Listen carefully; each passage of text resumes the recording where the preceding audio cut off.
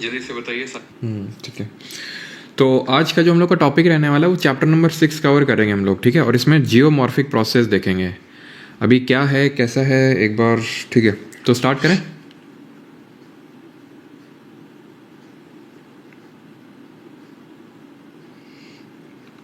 Sir चप्पल पहन के आ जाऊं या बाहर उतारूं? बेटा अंदर ही लाओ, अंदर ही लाओ, जरूरत पड़ेगी क्लास के बीच में।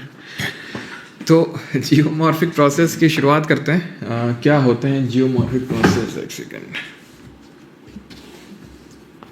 चलो। तो ये बोल रहा है शुरू वाला जो पैराग्राफ है कि after learning how the earth was born, how it evolved, it's crust and other inner layers, how it's crystal plates moved and are moving, and other information on earthquake, the forms of volcanism and about the rocks and minerals the crust is composed of। ये सारी चीज़ें पढ़ने के बाद अब हम ये पढ़ेंगे इस पर्टिकुलर चैप्टर में कि जो हमारी अर्थ सरफेस है, जो रिलीफ फीचर्स हैं, राहत विशेषताएं हैं, माउंटेन्स हैं, प्लेट्यूज हैं, वो कैसे बनते कैसे बिगड़ते हैं, वो हम चीज़ें पढ़ने वाले हैं। वैसे तो हम ये पढ़ चुके हैं कि कैसे बनते हैं। जियोमॉर्फिक प्रोसेस का मतलब यही है कि जो हमारा अर्थ का सरफेस है, अर्थ की सरफेस है, सतह है, उसमें कैसे चीज़ें बनती और बिगड़ती हैं, उसको जियोमॉर्फिक प्रोसेसेस बोलते हैं। इस वाले चैप्टर में हम ये फोकस करने वाले हैं कि वो कैसे बिगड़ती हैं, क्योंकि कैसे बनती हैं वो तो हम पहले ही देख चुके हैं, लेकिन इन ब्रीफ शॉर्ट में तो हम वो भी देखेंगे, ठीक। तो यहाँ पर आप देखेंगे, पहले मैं पढ़ के बता देता हूँ, then in a nutshell summary क्या है उसकी वो भी देख लेंगे बड़े आसान शब्दों में। तो फिर स्पैम शुरू हो गया, सर बैच कुछ देर तक छोड़ दिया करो, जो है सो है, ठीक है। अब यहाँ पे फोकस कर लो। The difference in the internal forces, अब ये फ्री चल रहा है वो इनफ नहीं है, हैं? क्यों? कोई है जो बैच को अपने फ्री कर देता हो यूट्यूब पे? क्यों? The difference in the internal forces operating from with in the earth which build up the crust have been responsible for the variation in the outer surface of the crust, ठीक है। पढ़ते जाओ बस अभी। Earth surface is being continuously subjected two by external forces originating from within the Earth's atmosphere and by internal forces from within the Earth. The external forces are known as exogenic, ठीक है, and the internal forces are known as endogenic. Actions of exogenic forces result in wearing down, यानी कि किसी चीज़ को उधेड़ देना, degradation, कहीं जो उधेड़ा है उसको कहीं डिपॉजिट भी करेगा वो, और उसको बोलते हैं एग्रेडेशन, ठीक है। और इन अ नटशेल हम बोल देते हैं जो वियरिंग डाउन होता है रिलीफ वेरिएशंस का, उसको बोलते हैं ग्रेडेशन। तो तुम अब समझ ही लो, काहे को इतना सस्पेंस हम बना के रखें बड़े आसान शब्दों में, सो दैट ये जो लाइनें हैं आगे की हमें आराम से समझ में आ जाए। तो जियोमॉर्फिक प्रोसेसेस का मतलब ये होता है, जियोमॉर्फिक प्रोसेसेस का मतलब होता है कि जो हमारी अर्थ सरफेस है उसमें किस तरह से जो भी चेंजेस आ रहे हैं उसको हम जियोमॉर्फिक चेंजेस प्रोसेस बोलते हैं। दो तरह के होते हैं, अंतर्जात एंडोजेनिक, बहिर्जात आंख दिखाता है, ठीक है। तो एंडोजेनिक और एक्सोजेनिक दो प्रोसेसेस होते हैं। एंडोजेनिक क्या होते हैं? ये बनाते हैं, ये बनाते हैं, क्या बनाते हैं, क्या बनाते हैं एंडोजेनिक? ये रिलीफ फीचर्स को बनाते हैं, जैसे कि अभी हम देखेंगे आगे है चैप्टर में, बस अभी के लिए इतना ही, ठीक है। वो आगे डायस्ट्रोफिज्म एंड डायस्ट्रोफिज्म के डिफरेंट जो टाइप्स होते हैं, volcanism, earthquake and orogenic, epeirogenic हैं, आगे हैं, ठीक है। बस आहिस्ते से एंडोजेनिक बनाता है, एक्सोजेनिक बिगाड़ता है।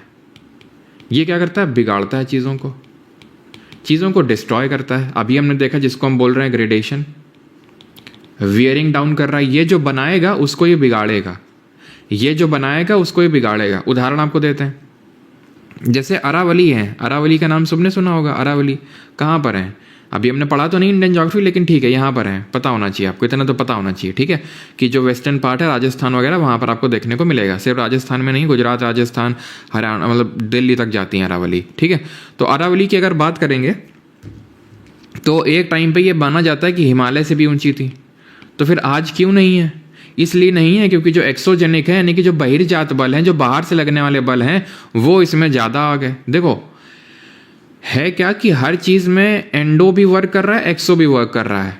ध्यान समझना, हर चीज़ में एंडो भी वर्क कर रहा है, एक्सो भी वर्क कर रहा है। एंडो हमने पिछले लेक्चर में पढ़ा था, हम फिर से इसको रिवाइज करेंगे, आपको समझ में आएगा। यानी कि अंदर से जो बल लग रहे हैं, इसकी ऐसे चीज़ें बनती हैं। जैसे कि हमारे हिमालय का फॉर्मेशन हो गया, हमने देखा था पिछले वाले लेक्चर में, बहुत ही छोट, ठीक है। थोड़ा सा उसमें कि इंडियन प्लेट आई थी, यूरेशियन प्लेट से टकराई थी, ठीक है, और यहाँ पर हिमालय का फॉर्मेशन हो गया था, ठीक। टाइप्स ऑफ माउंटेन क्या होते हैं वो सब नहीं पढ़ा है, मान लिया, ठीक है, लेकिन इतना तो पता चला कि माउंटेन बना। ऐसे ही अरावली भी बना होगा, ठीक है। हिमालय आज भी बढ़ रहा है लेकिन अरावली गिर रहा है, क्यों? क्योंकि अरावली में एक्सोजेनिक जो फोर्स लग रहा है वो ज़्यादा है एंडो के कंपैरिजन में। हिमालय में एंडो ज़्यादा है एक्सो के कंपैरिजन में। लग दोनों रहे हैं लेकिन कौन ज़्यादा लग रहा है वो डिटरमाइन करेगा कि तुम बनोगे या तुम बिगड़ोगे। सबको डिस्ट्रैक्शंस हैं, सबको मोटिवेशन है। अब तुम में मोटिवेशन ज़्यादा है या डिस्ट्रैक्शन ज़्यादा है, वो डिसाइड करेगा कि तुम्हारा सिलेक्शन होगा कि तुम फेलियर होगा तुम्हारा। समझ आई बात? वॉइस नहीं आ रही है, हैं? कौन बोल रहा है वॉइस नहीं आ रही है? ठीक है, तो ये चीज़ आपको समझ में आई। In general term endogenic are mainly land building बनाते हैं, exogenic land wearing. Land wearing का मतलब होता है लैंड को उधेड़ना, तोड़ना फोड़ना, ये सब होता है, ठीक। अब जियोमॉर्फिक प्रोसेस की बात करेंगे। Endogenic and exogenic forces causing physical stress and chemical actions on earth material and bringing about in the configuration of the surface are known as geomorphic process। वही जो होता है, मैंने बताया था कि अंदर वाले बल लग रहे हैं, कौन क्या सब समझ में आएगा। बस आहिस्ते से थोड़ा यहाँ तक आने दो, बस यहाँ तक आने दो, सब पिक्चर एकदम क्लियर हो जाएगी, ठीक है। तो अभी हमने बताया आपको कि एंडो अंदर वाला, एक्सो बाहर वाला, जो भी ये मिला जुला के बढ़ा रहे हैं, बिगाड़ रहे हैं, तोड़ रहे हैं, फोड़ रहे हैं, बना रहे हैं, इन्हीं सबको बोल देते हैं जियोमॉर्फिक प्रोसेसेस, जिसकी वजह से हमारी अर्थ की सरफेस में चेंजेस आते रहते हैं, ठीक। Diastrophism and volcanism are endogenic geomorphic process, weathering, mass wasting, erosion and deposition are exogenic geomorphic process. तो जो भी हमारे एंडोजेनिक अंदर वाले जो बल लग रहे हैं उसकी वजह से जो भी प्रोसेसेस हो रहे हैं उसको हम या तो डाइस्ट्रोफिज्म या वोल्केनिज्म बोल देते हैं, ठीक।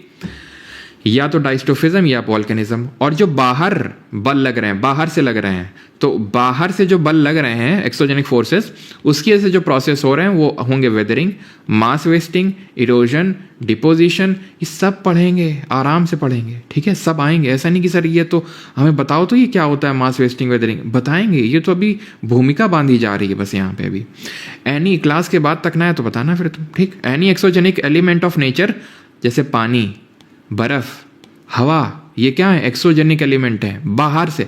अब पानी अंदर से तो है नहीं, पानी पृथ्वी के अंदर से तो नहीं लग रहा है।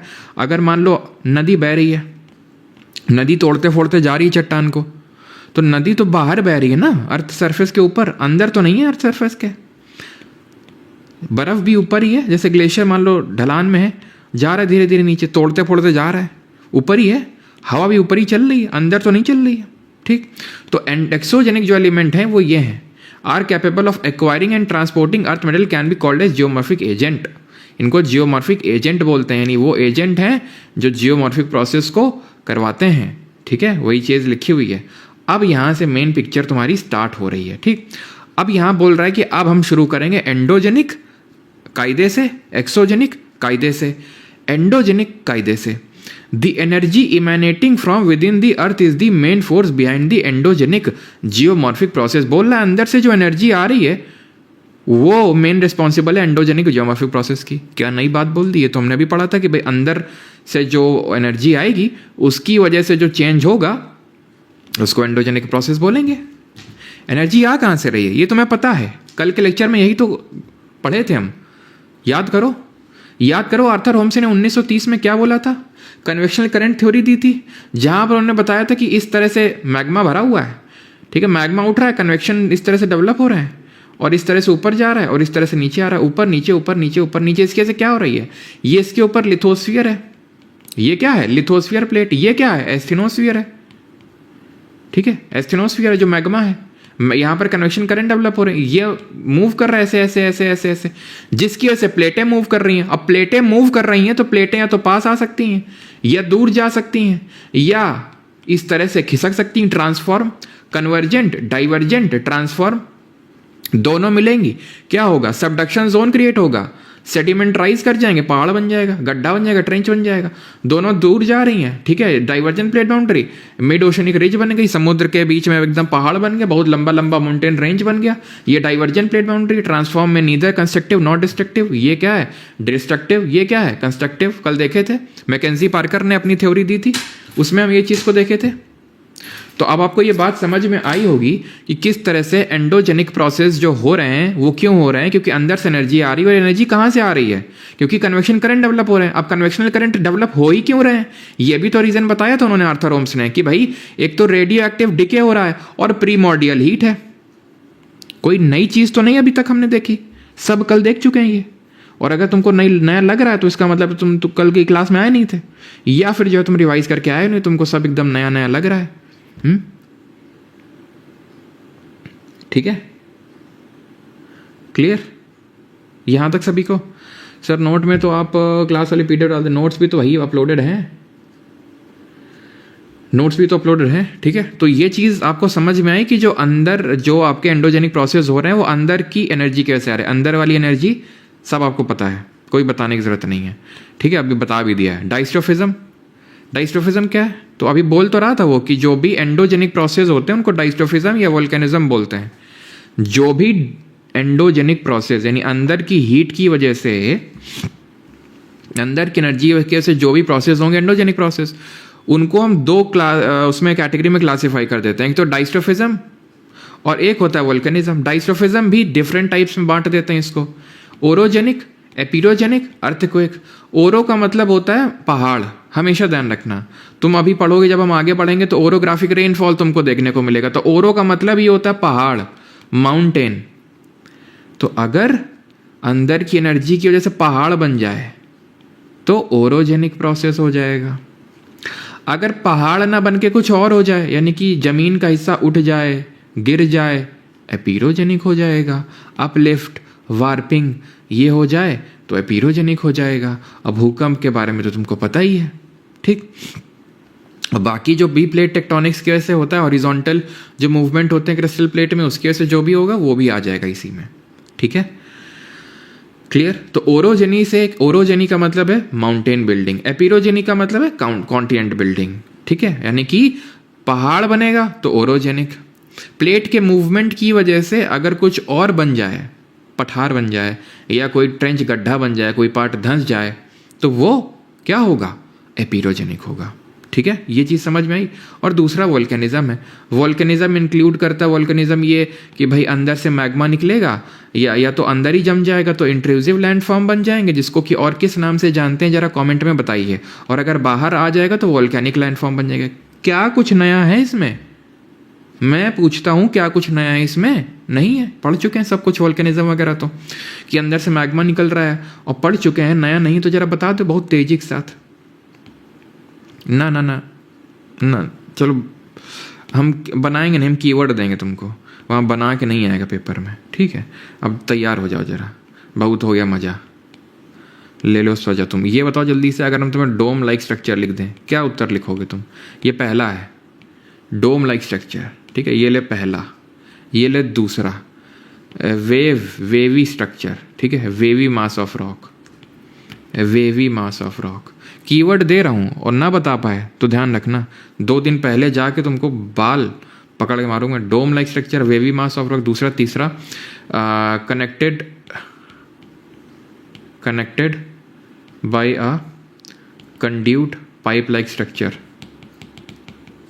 Pipe like structure. Horizontal mass of rock, vertical wall like structure. जल्दी से बता दो, देखें तो जरा। हाँ, बच गए तुम लोग, बच गए आज बच ही गए तुम लोग आज। ठीक है, डोम लाइक स्ट्रक्चर है, गुम्बद लाइक है, तो क्या होगा? Batholith, phacolith. फैकोलिथ में और क्या कीवर्ड था? एंटीक्लाइन और सिंक्लाइन, एंटीक्लाइन और syncline. Connected by conduit pipe like structure, क्या होगा? 2 चीज बताए थे तुमको, लैकोलिथ और लोपोलिथ। लोपोलिथ लिख दिया, बस यहीं पे तुमने मामला गड़बड़ कर दिया, तुमने। ठीक है, लैकोलिथ। ठीक है, लैकोलिथ, लैकोलिथ। लोपो क्या था? लोपो ये था, लोपो ये था आपका। लोपोलिथ क्या था? लोपोलिथ था इस तरह से कॉनकेव शेप का, लोपो। ठीक, देन हॉरिजॉन्टल सिलबट्टा, वर्टिकल डाइक। ठीक, क्लियर? अब एक्सोजेनिक के प्रोसेस में आ गया, तो हम तुमको पहले समराइज कर देते हैं एंडोजेनिक, तब हम आएंगे, क्योंकि ये मेन चैप्टर एक्सोजेनिक के बारे में, क्योंकि एंडो पहले देख चुके हैं, उसकी भी कोई गलती है नहीं, ठीक है। एंडो तुम्हें नहीं आया तो मतलब तुमने पिछले चैप्टर ढंग से नहीं पढ़े हैं, तो हम तुम्हें समझाते हैं, समराइज करते हैं। एंडोजेनिक प्रोसेस क्या होता है? एंडोजेनिक प्रोसेस होते हैं जो अर्थ की अंदर की एनर्जी की वजह से बनते हैं, इंटरनल एनर्जी से। ध्यान से आप अब तो फोकस कर लो, इंटरनल एनर्जी की वजह से बनते हैं, ठीक। अब ये जो इंटरनल एनर्जी आ कहाँ से रही है? ये आ रही है सर, जो कन्वेक्शनल करंट डेवलप हो रहे हैं, जो आर्थर होम्स ने बताया था पिछले लेक्चर में, कन्वेक्शनल करंट डेवलप हो रहे हैं एस्थेनोस्फीयर के अंदर, उसकी वजह से। अब ये कन्वेक्शनल करंट की एनर्जी कहाँ से मिल रही, कहाँ से आ रही कन्वेक्शनल करंट की एनर्जी? तो ये दो चीज़ों की वजह से आ रही है। एक पहला तो है आपका प्रीमॉर्डियल हीट, जो पहले से अर्थ जब बनी थी उसकी हीट, और दूसरा है रेडियो एक्टिव डिके। अब आपको ये बात समझ आ गई कि जो भी ये होंगे एंडोजेनिक जो प्रोसेस हो रहे हैं, उनकी एनर्जी कहाँ से आ रही है। अभी एंडोजेनिक प्रोसेस को हम बोल देते हैं क्या? इसको हम बोल देते हैं डाइस्ट्रॉफिज्म। एक सेकेंड, डाइस्ट्रॉफिज्म या फिर वोल्केनिज्म। डाइस्ट्रॉफिज्म या फिर वोल्केनिज्म, दो ही तरह के हो सकते हैं ये, ठीक है। ये बात आपको समझ में आ गई, डाइस्ट्रॉफिज्म वोल्केनिज्म। डाइस्ट्रॉफिज्म कितने तरह का है? डाइस्ट्रॉफिज्म कितने तरह का है? ओरोजेनिक, पहाड़ बना दो। एपिरोजेनिक, कॉन्टिनेंट में कुछ और बना दो। तीसरा वाला ले लो यहाँ से, तीसरा ये हटा दो, ठीक है। तीसरा वाला ले लो यहाँ से आपका अर्थक्वेक, हाँ, और चौथा ले लो प्लेट टेक्टोनिक्स। और वोल्केनिज्म में बोल दिया अंदर से मैग्मा निकलता है, तो अगर अंदर जम जाए तो इंट्रूसिव लैंडफॉर्म, प्लूटोनिक जिसको बोलते हैं, बाहर निकला है तो एक्सट्रूसिव। खत्म बात, खत्म हो गया एंडोजेनिक। आ जाओ एक्सोजेनिक में। तुमको लग रहा है अच्छा ये तो सही है, आज का लेक्चर तो बहुत जल्दी खत्म हो जाएगा। नहीं नहीं नहीं, जैसे हमने अभी बताया मेन लेक्चर एक्सोजेनिक के बारे में ही है, क्योंकि एंडोजेनिक तो पहले ही से भूमिका बन चुकी थी। एक्सोजेनिक पे आ जाओ। एंडोजेनिक क्लियर है, एक्सोजेनिक पे आ जाओ। क्लियर है ना सभी को? एक्सोजेनिक, एक्सोजेनिक का मतलब होता है exogenic process derive their energy from atmosphere determined by the ultimate energy from the sun and also gradient created by the tectonic factors। जैसे भी हमने एंडो पढ़ा, ऐसे ही एक्सो में क्या होता है? एक्सो को सारी एनर्जी, एंडो को सारी एनर्जी अंदर से मिल रही है, मैग्मा जो कन्वेक्शन करंट डेवलप हो रहा है। ऐसे एक्सो को सारी एनर्जी पता है कहाँ से मिल रही है? एक्सो क्या है? क्या एक्सोजेनिक प्रोसेस है क्या? तो जब हमारे जियोमॉर्फिक एजेंट, कौन थे एजेंट? विंड, वाटर, ग्लेशियर हैं थे। देखो यहाँ पे ये थे जियोमॉर्फिक एजेंट। ये क्या, जब चलते हैं ना तो इनमें काइनेटिक एनर्जी होती है, तो ये चीज़ों को तोड़ते हुए जाते हैं। बस यही होता है एक्सोजेनिक प्रोसेस। पहाड़ बना हुआ, पहाड़ को तोड़ दिया, चट्टान बनी, चट्टान को तोड़ दिया, ये हो गया एक्सोजेनिक प्रोसेस। तो ये जो लोग हैं, यानी कि ये लोग हैं हमारे, जैसे हवा है, ग्लेशियर, पानी, ग्राउंड वाटर, सब कहाँ से आ रहे हैं? ये सन से आ रहे हैं। सर सन से आ रहे हैं? हाँ, सन से आ रहे हैं। हवा क्या सर सूरज भेज रहा है? सूरज भेज रहा है। कैसे भेज रहा है वो हम आगे के लेक्चर में पढ़ेंगे कि जब डिफरेंशियल हीटिंग होती है, कहीं गर्म कहीं ठंडा, तो जहाँ गर्म होता है वहाँ लो प्रेशर, जहाँ ठंडा होता है वहाँ हाई प्रेशर, और हाई से लो में जब प्रेशर डिफरेंस होता है तो हवा चलने लगती है। ग्लेशियर भी कहीं इसीलिए बने, ठीक है, ग्लेशियर भी डिफरेंशियल हीटिंग की वजह से। तो कहीं ना कहीं जो भी हमारे एनर्जी मिल रही है एक्सोजेनिक प्रोसेस की, वो कहाँ से आ रही है? वो सन से आ रही है।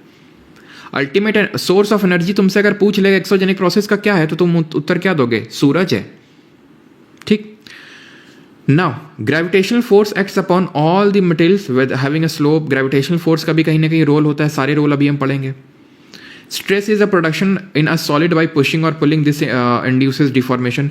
स्ट्रेस का भी एक रोल होता है। जैसे फॉर एग्जांपल चट्टान है, चट्टान डिफरेंट इस तरह से लेयर में है, ऊपर वाली लेयर नीचे वाली पे स्ट्रेस डाल रही, बहुत भयंकर स्ट्रेस डाल रही, बेचारी टूट गई।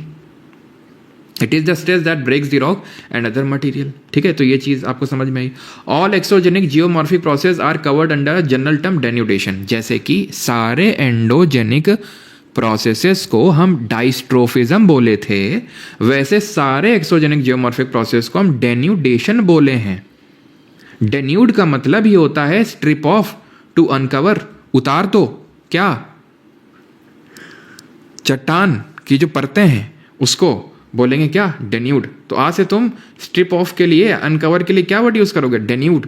प्लीज डेन्यूड योर रॉक स्ट्रक्चर, ठीक है। तो इस तरह से आप रॉक से बोलेंगे कि आप अपना जो है जो भी रॉक स्ट्रक्चर उसको डेन्यूड कर दीजिए, weathering, mass wasting, erosion and transportation are included in the denudation.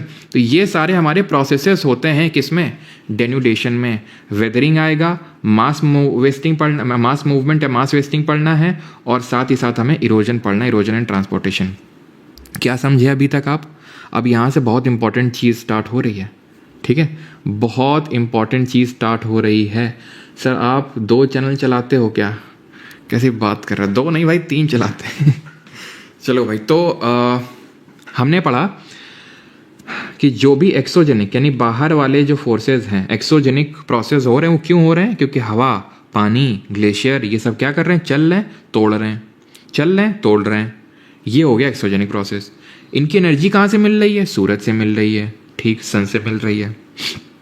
इन सारे प्रोसेसेस को हम बोल देते हैं डेन्यूडेशन, क्योंकि डेन्यूड का मतलब होता है किसी चीज़ को स्ट्रिप ऑफ करना, अनकवर करना, हटा देना, तोड़ देना, फोड़ देना, रिमूव कर देना, ठीक, समझ आई बात? इस डेन्यूडेशन के तहत हमें 3 चीज़ें पढ़नी है, वेदरिंग, इरोजन और मास मूवमेंट। सिर्फ 3 चीज़ें। एकदम पिक्चर क्लियर रखना दिमाग में, तभी आराम आराम से बता रहे हैं। और बार बार उस चीज़ को फिर से पीछे जाते हैं, फिर से उसको लेके आते हैं, पीछे जाते हैं, फिर से लेके आते हैं, ताकि दिमाग में एक प्रोसेस बन जाए कि भाई जब लास्ट में आखिरी पन्ना तुम्हारे सामने खोलूँ तो मेरे बनाने से पहले तुम बना दो उस चीज़ को जो मैं बनाऊंगा आखिरी पन्ने पे। अब इस पे जरा फोकस मारना। अब ये बोल रहा है डेन्यूडेशनल प्रोसेस कोई नई चीज़ तो नहीं, इसने बोला यही कि 3 प्रोसेस हैं, वेदरिंग, इरोजन और मास मूवमेंट। हम इस ऑर्डर में पढ़ेंगे, वेदरिंग, इरोजन और मास मूवमेंट।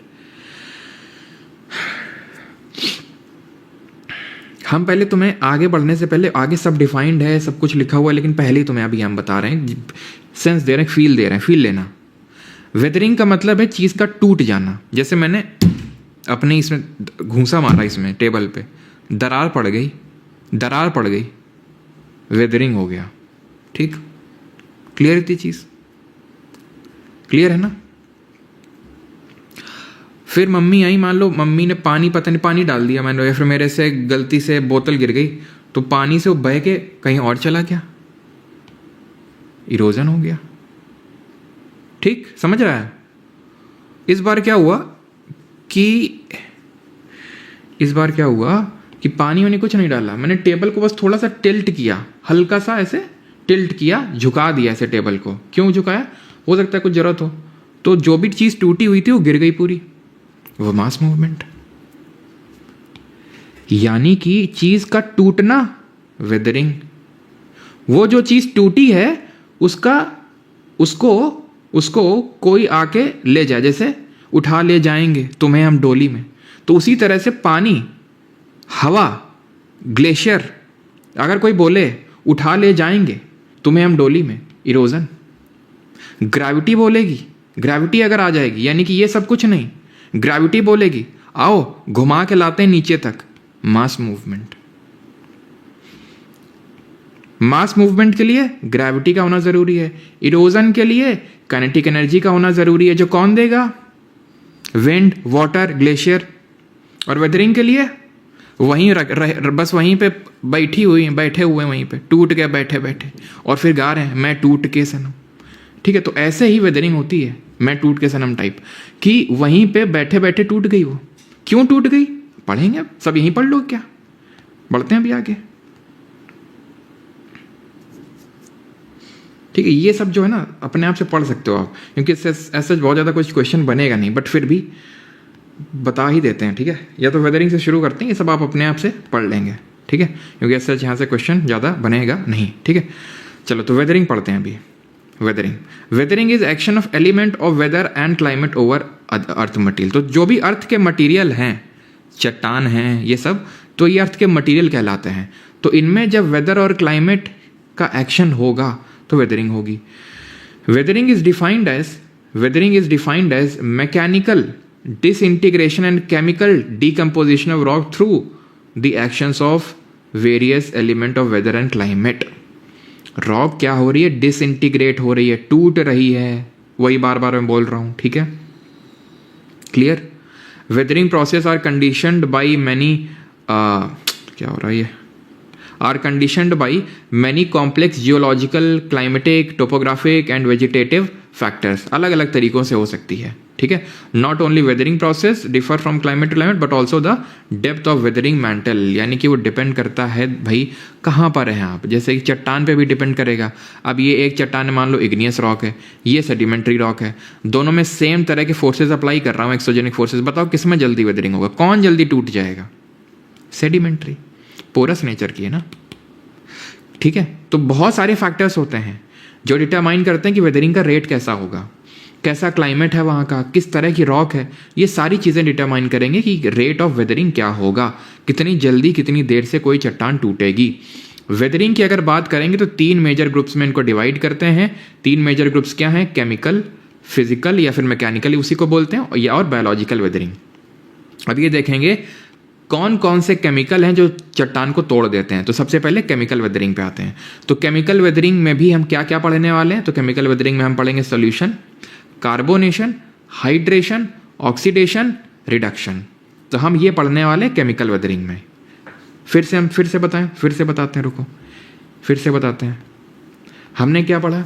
हमने पढ़ा सर एक्सोजेनिक प्रोसेस, एक्सोजेनिक। हमने बोला कि इसको डेन्यूडेशन बोल देते हैं, डेन्यूडेशन बोल देते हैं।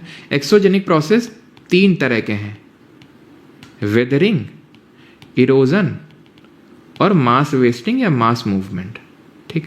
वेदरिंग का जो है मॉलिक्यूलर स्ट्रेस सब पढ़ेंगे अभी, मॉलिक्यूलर स्ट्रेस वगैरह लग गया, एक्सटर्नल फोर्स लग गया, वो वेदरिंग कराएगा। इरोजन क्या है? काइनेटिक एनर्जी इसके पीछे का मेन फोर्स है। और मास मूवमेंट का ग्रेविटेशन है, ग्रेविटी है, ठीक है। तो ग्रेविटी जो है मास मूवमेंट करवाएगी। तो ये 3 तरह के हमें प्रोसेस पढ़ने हैं। फिर आए वेदरिंग में। तो वेदरिंग में हमें पता चला ये भी 3 तरह की, केमिकल की वजह से टूट सकती है चट्टान, फिजिकल वेदरिंग या मैकेनिकल वेदरिंग, यानी कि कुछ ऐसा मैकेनिकल लगेगा, और बायोलॉजिकल लगेगा। बायोलॉजिकल का मतलब देखेंगे पेड़ पौधों की वजह से, जीव जंतुओं की वजह से अगर टूट जाए चट्टान तो बायोलॉजिकल। तो 3 तरह की वेदरिंग होती है। अब उसमें भी केमिकल में जब घुसे तो यार पता चला ये भी डिफरेंट तरह की होती है। सोल्यूशन होता है, कार्बोनेशन होता है, हाइड्रेशन होता है और ऑक्सीडेशन एंड रिडक्शन होता है। समझ पा रहे हो पूरे चार्ट को? ये चार्ट फिर बनाएंगे आखिर में, तो बार बार हम बनाते चल रहे हैं चार्ट, सो दैट वो दिमाग में एकदम चार्ट बन जाए तुम्हारे, और चार्ट जाओ तुम उस चार्ट को। तो अब आ जाते हैं सॉल्यूशन पे। सबसे पहले सॉल्यूशन क्या है? When something is dissolved in water और एसिड्स, द वाटर और acid with dissolved content is called solution. फिर से, when something is dissolved, When something, ये मिट क्यों आता है भाई? When something is dissolved in water or acid, जब किसी चीज़ को वाटर एसिड में डिजोल्व करोगे तो सॉल्यूशन बन जाएगी। तो अगर हमारी चट्टान है, जैसे soluble rock forming minerals like nitrate, sulphate, potassium, ये क्या होते हैं? इनकी आदत होती है बड़ी जल्दी पानी में मिल जाते हैं। अब चट्टान तो ऐसा तो है नहीं कि चट्टान कोई कवर्ड है, चट्टान ऐसे खुले में है, पानी पड़ रहा है, तो उसमें ये नाइट्रेट, सल्फेट, पोटेशियम अगर मिनरल है किसी रॉक में तो ये बड़ी जल्दी से मिक्स हो जाते हैं। और जब मिक्स हो जाएंगे तो रॉक कैसी हो जाएगी? टूट जाएगी, खोखली हो जाएगी तो टूट जाएगी। सिंपल सी बात, समझ रहे हैं आप? वो जो सॉलिड था वो रिमूव हो गया क्योंकि वो तो सोल्यूशन बन गया, विलेन बन गया, घोल बन गया। और वो डिपेंड करेगा कितनी जल्दी क्या उसकी सॉल्युबिलिटी है। अगर उसमें नाइट्रेट, सल्फेट, इस पोटेशियम तरह के मिनरल है तो बड़ी जल्दी घुल जाएगा और वो चट्टान वीक बन जाएगी। वो कैसी हो जाएगी? वीक बन जाएगी, डिसइंटीग्रेट कर जाएगी और टूट जाएगी। हो गई वेदरिंग, पानी की वजह से हुई। तो हाइड्रेशन। कार्बोनेशन क्या है? कार्बोनेशन वो है जहां पर कार्बोनेट या बाइकार्बोनेट जो होते हैं जिन मिनरल में, क्योंकि चट्टान क्या होती है? मिनरल से बनती है। तो जिन मिनरल में कार्बोनेट या बाइकार्बोनेट होते हैं उनमें बड़ी जल्दी क्या होता है? ये कार्बोनेशन हो जाता है। कार्बोनेशन है क्या? कार्बन डाइऑक्साइड जो हमारे एटमॉस्फेयर में प्रेजेंट है, कितनी प्रेजेंट है? 0.036%, ठीक, ये हम आगे पढ़ेंगे। और जो सॉइल एयर है ये एब्जॉर्ब कर लेता है कौन? वाटर। तो जब वाटर क्या करेगा? कार्बन डाइऑक्साइड को पकड़ेगा, ठीक है। वाटर जो है कार्बन डाइऑक्साइड को पकड़ेगा तो क्या बना देगा? H2CO3। ये होता है कार्बोनिक एसिड। ये एक वीक एसिड होता है, ठीक है। ये एसिड क्या करेगा? जो कैल्शियम कार्बोनेट और मैग्नीशियम कार्बोनेट हैं जिस रॉक में, उनको डिसॉल्व कर लेगा, ठीक है। Are dissolved in carbonic acid and are removed in a solution without leaving any residue resulting in cave formation. गुफा बन जाएगी। हम अगला वाले चैप्टर में पढ़ेंगे, लैंडफॉर्म करके चैप्टर है, हम लैंडफॉर्म चैप्टर में पढ़ेंगे। एक सेकेंड, आई थिंक डिस्चार्ज हो गया, एक सेकेंड रुको।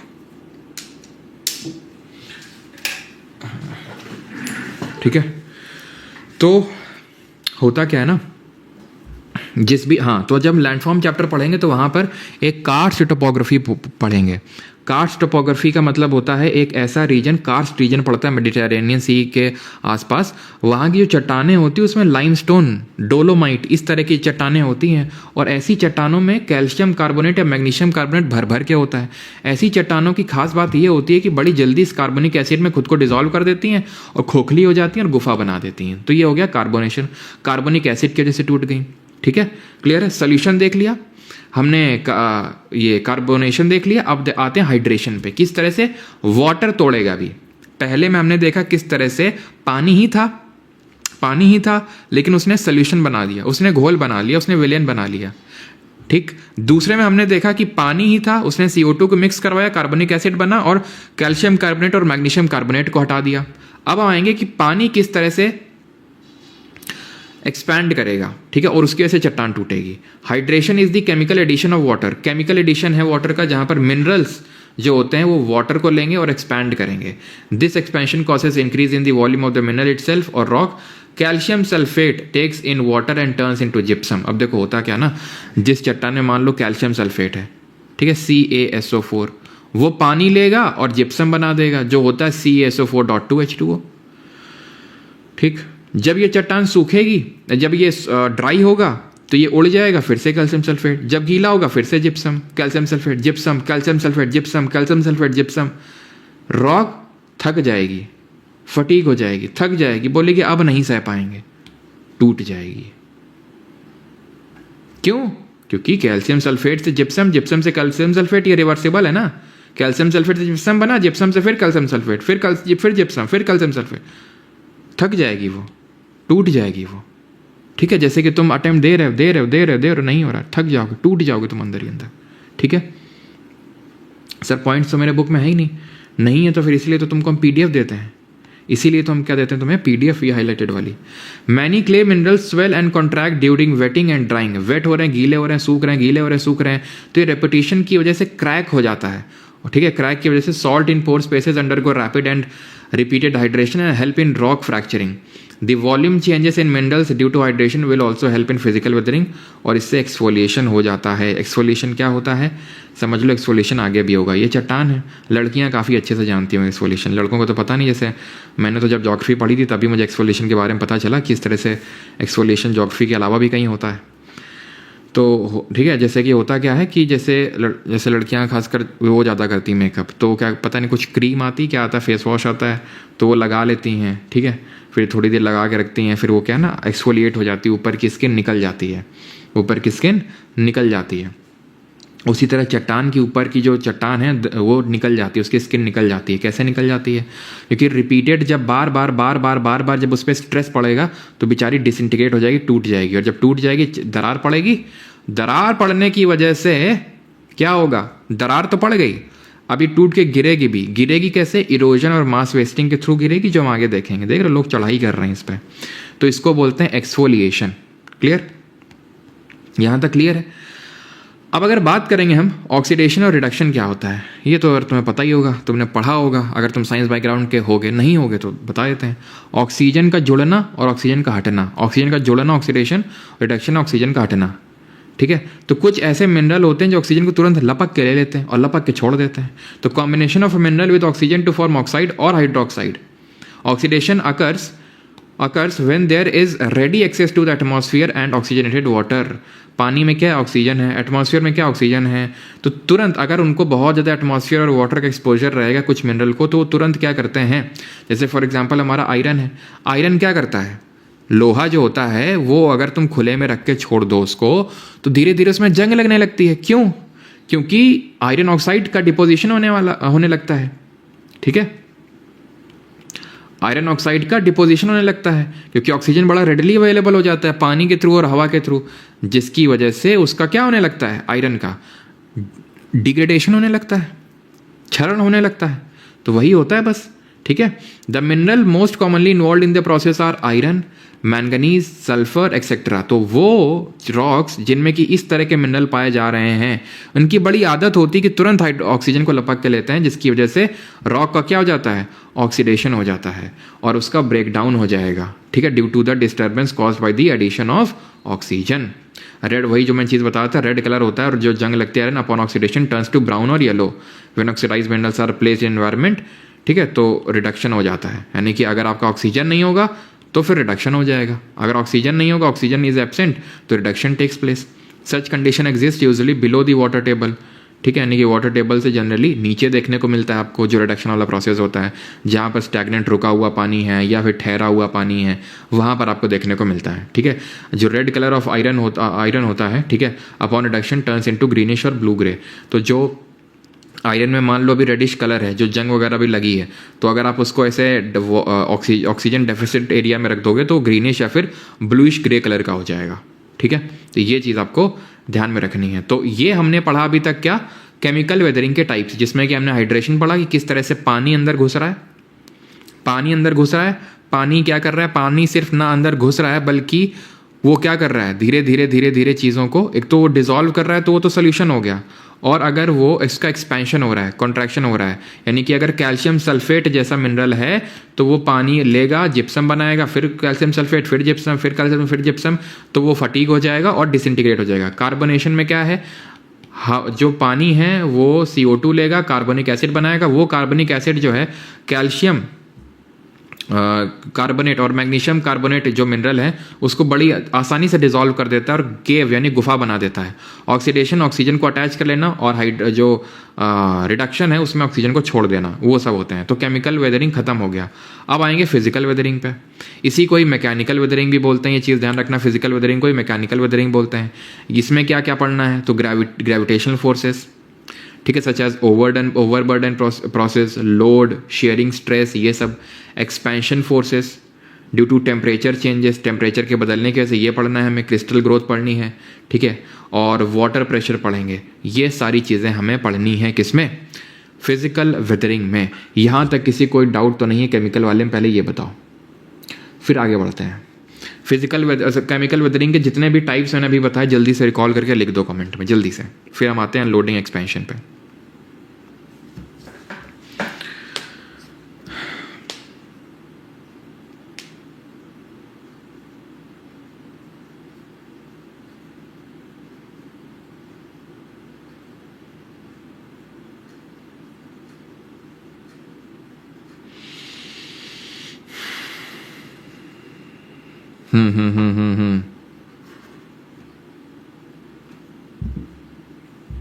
सही है सभी का। चलो तो यानी आप लोग तैयार हैं पढ़ने के लिए। सर खाली PDF परचेज करने, खाली PDF का तो नहीं यार, भरी PDF ही, मतलब पूरा बैच ही होगा उसमें, ठीक है। चलो तो अनलोडिंग एक्सपेंशन में आते हैं अभी। तो ये बोल रहा है कि removal of overlying rock load pressure because of continuation causes vertical pressure release in the result that the upper layers of the rock expanding. होता क्या ना कि जैसे ही चट्टान है, ठीक है, ये चट्टान है, ये चट्टान है पूरी, मान लो कि यहाँ से पूरी चट्टान ही है, ठीक है। अब इसमें क्या है, धूप वगैरह पड़ रही है, ठीक है, बारिश हो रही है, ठीक, तो क्या होगा, अभी तुम खुद सोचो, ये जो अंडरलाइंग रॉक लेयर है, जैसे ये एक लेयर मान ली, ठीक, एक ये लेयर मान ली, ठीक, एक कलर सी कमी नहीं है भाई अपने पास, ध्यान रखना, ठीक है, एक ये लेयर हो गई, एक और बना दें क्या, एक और कलर है हमारे पास, ये बना लो, ठीक। अब सबसे ज़्यादा प्रेशर किस वाली लेयर पे लग रहा होगा बताओ ज़रा, पिंक वाली पे, ग्रीन वाली पे, ऑरेंज वाली पे, ब्लू वाली पे, या फिर रेड वाली पे? सबसे ज़्यादा प्रेशर किस पे लग रहा होगा, जल्दी बेटा बताओ जल्दी से। सबसे ज़्यादा प्रेशर किस पे लग रहा होगा? सिंपल सी बात है, जो सबसे अंदर होगा। अब याद करो इनर कोर क्यों सॉलिड थी, क्योंकि सबसे अंदर थी ना, बहुत प्रेशर लग रहा था उस पर। आउटर कोर तो लिक्विड था, इनर कोर पे बहुत प्रेशर लग रहा था, इसलिए सॉलिड थी। तो ये पिंक वाली सबसे ज़्यादा प्रेशर झेलेगी है, ये वाली। लेकिन सोचो अब इस पर क्या होगा इस पर क्या होगा, इस पर होगा बहुत ज़्यादा पिंक पिंक पिंक, सबका सही है। इस पर क्या होगा, बहुत ज़्यादा बहुत ज़्यादा बहुत ज़्यादा बहुत ज़्यादा हमारे जियोमॉर्फिक एजेंट काम करेंगे। ठीक है, धूप पर लग रही है, पानी बरस रहा है, सब कुछ कर रहा है, तो धीरे धीरे क्या करेगी, केमिकल वेदरिंग केस से टूट जाएगी। टूट गई, हटा देते हैं, टूट गई ना, टूट गई। अब टूट के गिर विर जाएगी, वो इरोजन और मास वेस्टिंग से होगा। कैसे गिरेगी समझाएंगे। अब बताओ तुम मुझे, अब ये जो नीली वाली है लाइन, ये कैसे क्या बोलेगी, ये बोलेगी मौसम बड़ा सुहावना हो रहा है, एकदम मानो उड़ने का दिल कर रहा हो। क्या हुआ इसका, एक्सपेंशन हुआ। अभी दबी थी एकदम, एक्सपेंशन हो गया। जैसे तुम हो, कच्चा बारह तक एकदम दबे हैं पेरेंट के उसमें, फिर एकदम जैसे ही बाहर गया खुल गया पूरा, और खुलते ही बस शुरू बर्बादी। बस वही इसके साथ भी है। तुमको क्या लग रहा है, ये टूटी होगी उसकी वजह से, वो सन रेज की वजह से, और इन्ना दबी हुई थी, एकदम से एक्सपेंड कर गई, टूट गई। बस वही है, अनलोडिंग हो गई, और जैसे फैला हुआ, एक्सपेंशन हुआ, बस खत्म काम। इसीलिए बोला जाता है कि ज़्यादा फैलो नहीं, जितना मम्मी पापा ने लिमिट रखी है फैलने की उतनी फैलो, ज़्यादा नहीं फैलना चाहिए। फ्रैक्चर विल डेवलप रफली parallel to the ground surface. ठीक है, इसमें क्या होगा, इसमें होगा exfoliation sheets resulting from expansion due to unloading and pressure release may result hundreds और even thousand of metre horizontal extent large smooth rounded domes, जिनको एक्सफोलिएशन डोम बोलेंगे। अलग कलर मांगता है ये, ठीक है। तो इससे क्या होगा, एक्सफोलिएशन डोम बनेंगे। एक्सफोलिएशन डोम मतलब, अब जब ये लेयर हटी तो अंदर वाली क्या बोलेगी, ऐसा मानो उड़ने का दिल कर रहा हो। ठीक है, मौसम एकदम सुहावना हो रही है, तो क्या होगा, नीचे वाली लेयर भी एक्सफोलिएट कर जाएगी टूट के सीधा। तो बोल रहा है कि बहुत बड़े बड़े एक्सफोलिएशन डोम आपको देखने को मिलेंगे, बहुत बड़े बड़े, क्योंकि जब ऊपर की लेयर हटेगी तो अनलोडिंग होगा और एक्सपेंशन होगा। ठीक है, टेम्परेचर चेंज और एक्सपेंशन पे आ जाते हैं। ये समझ में आया कि नहीं, पहले ये बताओ हमको, फिर हम आगे बढ़े हैं। एक्सफोलिएशन वाला ऐसा क्यों लग रहा है मुझे कि तुम लोगों को समझ नहीं आया, क्या आ गया बताओ। Yes, it is not a process, it is a result. Yes,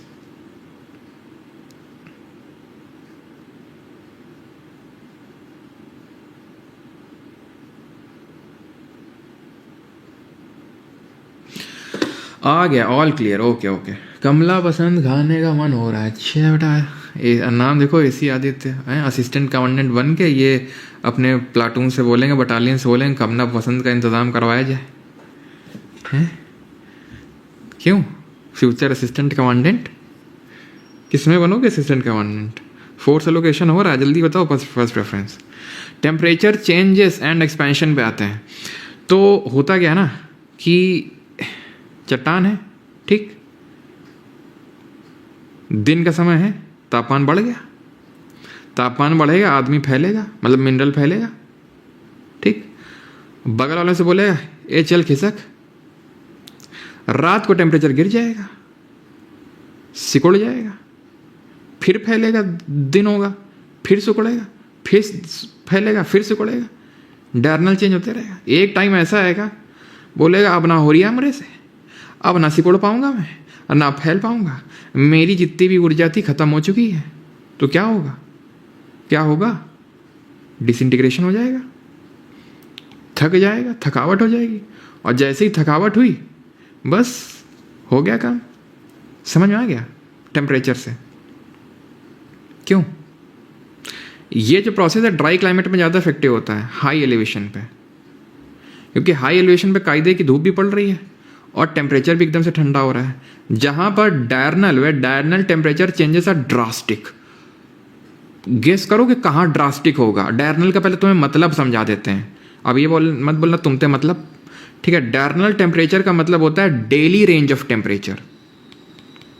daily range of temperature का मतलब ये है कि जैसे आज मान लो 25 अप्रैल है, ठीक है, मैं बोलूं कि कानपुर में आज का अधिकतम तापमान रहा कितना, 38 डिग्री सेल्सियस, और न्यूनतम जो तापमान रहा आज का वो रहा 32 डिग्री सेल्सियस। तो रेंज कितना रहा, 6 डिग्री सेल्सियस। लेकिन कोई यहाँ पे राजस्थान से है क्या, बताओ जल्दी से, कोई है यहाँ पे जल्दी से राजस्थान से? तो राजस्थान में मान लो कि कोई है, ठीक है, राजस्थान से, वो बोल रहा है कि मेरे आज कहाँ पे, कौन सी जगह पड़ती है यहाँ डिफेंस के बहुत एस्पिरेंट होते हैं, हनुमानगढ़, क्या नाम है उस जगह का, सीकर, हाँ सीकर में जो है आज हमारा जो तापमान रहा वो सर जी 42 डिग्री सेल्सियस रहा अधिकतम, और न्यूनतम रात में पहुंचा ही है कितना, न्यूनतम सर पहुंचा 32 डिग्री सेल्सियस। तो डायरनल रेंज कितना रहा, 10 डिग्री सेल्सियस। तो बताओ ये वाली जो वेदरिंग है, ये वाली जो फिजिकल वेदरिंग है टेम्परेचर की वजह से कहाँ ज़्यादा होगी, कानपुर में कि सीकर में? आंसर क्या होगा, सीकर। क्यों? डायरनल रेंज ऑफ टेम्परेचर ज़्यादा, ड्रास्टिक चेंज ऑफ टेम्परेचर है, डेली रेंज ऑफ टेम्परेचर ज़्यादा है डे और नाइट का। तो वहाँ पे भैया सीधा लाइन उठेगी। अभी हम जब एमसीक्यू करेंगे ना तो वहाँ पर आप देखेंगे सीधा सीधा लाइन उठेगी पेपर में। इस वजह से हाईलाइट कर रहा हूँ, इसलिए आराम आराम से ऐसे से बता रहा हूँ ताकि समझ के दिमाग में तुम्हारे सेटल डाउन हो जाए। वो सीधा स्टेटमेंट लिख देगा कि कहाँ पर ज़्यादा होगा, जहाँ पर डायरनल रेंज ऑफ टेम्परेचर कम होगा या ज़्यादा होगा, तो तुम क्या बोलोगे, जहाँ ज़्यादा होगा। Surface layer of the rocks tend to expand more than the rock at the depth, and this leads to the formation of stress within the rock, resulting in heaving and fracturing parallel to the surface due to differential heating and resulting expansion contraction की वजह से क्या होगा of surface layer and their subsequent exfoliation from the surface result in smooth rounded surface। और इसकी वजह से क्या होगा, एक्सफोलिएशन हो जाएगा। यहाँ भी एक्सफोलिएशन हो जाएगा। और एक्सफोलिएशन कहाँ किया था, और एक्सफोलिएशन कहाँ पे किया था, एक्सफोलिएशन डोम यहाँ हो रहा था, अनलोडिंग एक्सपेंशन में हो रहा था, अनलोडिंग एक्सपेंशन में हो रहा था, और हाइड्रेशन में हो रहा था। ये भी ध्यान रखना एक्सफोलिएशन कहाँ कहाँ हो रहा है, ठीक है। और इसमें क्या होता है, in rock like granite smooth surfaced and round small to big boulder called tors form due to such exfoliation. कुछ चमका है। Meanwhile Churu district is laughing in the corner. देखें तो चूरू कॉर्नर में, हाँ यार हंस तो रहा है चूरू।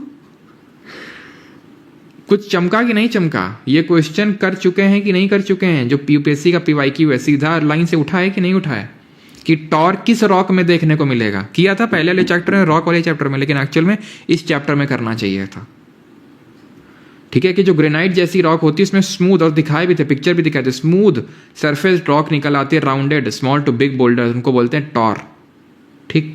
एनडीए पीवाईक्यू बिल्कुल। अब आ जाओ फ्रीजिंग, थॉइंग, फ्रॉस्ट वेजिंग। जम गए, पिघल गए, टूट गए, कितना आसान है। तो कहाँ होगा ये जमना वमना, जमना वमना होगा जमना पार में नहीं, ये जमना वमना होगा कहाँ पे, हाँ ठीक, वो खुश हुआ। चलो, तो frost weathering occurs due to growth of ice within the pores and cracks of rocks during repeated cycle of freezing and melting. चट्टान है, चट्टान के बीच में पोर्स हैं, छेद है, पानी भर गया, जम गया। जब जमेगा तो आसपास बोलेगा ए चल खिसक, साइड दे थोड़ा, दिन का समय आएगा पिघल जाएगा, फिर से वो अपनी ओरिजिनल पोजीशन पे, फिर रात होगी, फिर क्या होगा, दिन होगा, रात होगी फ्रीजिंग, दिन होगा थॉइंग पिघलना, ठीक है। तो बार बार बार बार बार बार बार बार जब वो होगा तो रॉक क्या करेगी, टूट जाएगी इस तरह से। ये जो टूटी रॉक, ठीक है, इसको बोलते हैं फ्रॉस्ट वेजिंग। एक वेज क्रिएट हो गया, वेज का मतलब होता है एक इस तरह से स्पेस क्रिएट हो गया। चट्टान में स्पेस थी, स्पेस में पानी जमा पिघला, जमा पिघला, जमा पिघला, क्या हो गया, फटीग हो गया, थक गई रॉक, क्या हो गया, डिसइंटीग्रेशन हो गया, फ्रॉस्ट वेजिंग हो गई, खत्म। कहाँ होगा, जहाँ ग्लेशियल एरियाज हैं, जहाँ बहुत ज़्यादा बर्फ रहती है, वहीं पे तो होगा। आ जाओ अब आखिरी पे, और यह सॉल्ट वेदरिंग। सॉल्ट इन चट्टान expand due to thermal action, hydration और रिक्रिस्टलाइजेशन। सॉल्ट क्या होगा, पानी लेगा, ठीक है, क्रिस्टलाइज करेगा खुद को, उसकी वजह से वो इसमें थर्मल एक्शन होगा। Expansion of these salt depend on temperature and their thermal properties. High temperature ranges between 30 से 50 degree Celsius of the surface temperature in desert favour such salt expansion. तो सॉल्ट वेदरिंग कहाँ होगी, नमक वाली weathering. नमक वाली weathering जो physical weathering का एक टाइप है, ये डेजर्ट एरिया में ज़्यादा देखने को मिलेगी, जहाँ टेम्परेचर अधिक होगा बहुत ज़्यादा। क्यों, क्योंकि थर्मल एक्शन तो तभी हो पाएगा जब टेम्परेचर ज़्यादा होगा। तो जो नमक है, जो सॉल्ट है, वो क्या करेगा, हाइड्रेट करेगा, यानी कि फूलेगा सिकुड़ेगा, फूलेगा सिकुड़ेगा, फूलेगा सिकुड़ेगा, जो सॉल्ट प्रेजेंट है रॉक में। Salt crystallization is most effective of all salt weathering processes. सीधा लाइन उठी है पीवाईक्यू में, सीधा। और अगर सीधा मेजर बनना हो तो लाइन ऐसे सीधा एनसीईआरटी से रट लेना, जो जो हाईलाइट कर रखी है, सीधा उठेंगी पेपर में, ठीक है। तो ये सॉल्ट क्रिस्टलाइजेशन है, सबसे ज़्यादा इफेक्टिव है सॉल्ट वेदरिंग में। क्रिस्टलाइजेशन का मतलब उसके क्रिस्टल बन गया सिकुड़ के। In areas with alternating wetting drying, wetting drying, wetting drying, फूल रहा है सूख रहा है, फूल रहा है सूख रहा है, वही तो हमने पढ़ा hydration crystallization, hydration crystallization. Salt crystal growth is favoured and the neighbouring grains are pushed aside, ठीक है। तो जो नेबर के ग्रेन्स है वो पुश होंगे। Sodium chloride and gypsum crystals in desert area heave up, heave up का मतलब है पानी लेके फूल जाना, पानी पड़ के फूल जाना, ठीक है। तो सोडियम क्लोराइड, ये नमक ध्यान रखना, सोडियम क्लोराइड और gypsum crystals in desert areas heave up overlying layers of materials and with the and with the result of polygonal cracks develop all over the heaved surface. With the crystal growth, chalk breaks down most readily, followed by limestone. सबसे पहले chalk break करेगी, फिर limestone break करेगी, sandstone, shell, ग्नेस, granite, थोड़ा सा ध्यान रखना, ठीक है। चॉक सबसे पहले ब्रेक करेगी, देन लाइमस्टोन। क्यों? क्योंकि जो जितनी सॉफ्ट रॉक होगी, जो जितनी उसमें क्योंकि भाई लाइमस्टोन में क्या होता है, कैल्शियम कार्बोनेट, मैग्नीशियम कार्बोनेट, ये होते हैं, ठीक है।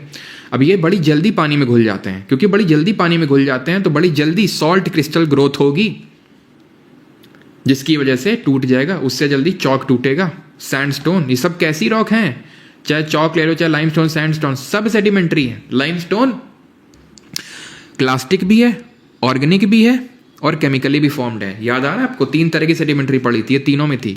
सैंडस्टोन किस में थी जरा बताओ।